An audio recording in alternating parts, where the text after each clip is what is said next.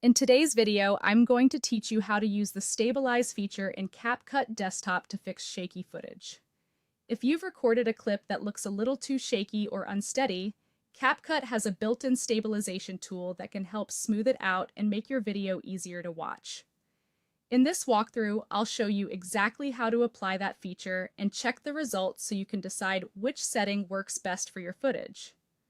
Start by opening the CapCut Desktop app on your computer. Once it launches, either create a new project or open an existing one, depending on where your footage is located. After that, add your shaky video to the timeline so you can begin editing it directly inside the project. Next, click on the video clip in the timeline to make sure it's selected. This is important because CapCut only shows clip-specific controls when the clip is actively selected. Once the clip is highlighted, move to the right side panel and open the Video tab. From there, make sure the Basic tab is selected, since that's where the stabilization controls are located. Now, look for the Stabilize section. When you find it, enable Stabilize to turn the feature on.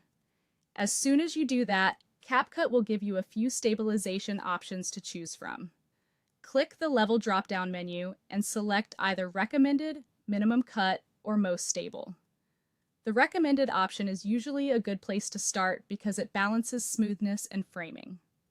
Minimum Cut can help preserve more of your original image with less aggressive correction, while Most Stable is designed to reduce shake more strongly, although it may crop the frame more noticeably. The best choice depends on how shaky your clip is and how natural you want the final result to look. After choosing a level, wait for CapCut to analyze and process the video.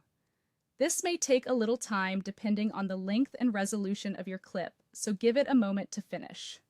Once processing is complete, review the preview window and click the play button to watch the stabilized footage. As you preview it, compare the video before and after stabilization. Pay attention to whether the motion looks smoother and whether the crop still feels acceptable for your edit. If needed, choose a different stabilization level and let CapCut process the clip again.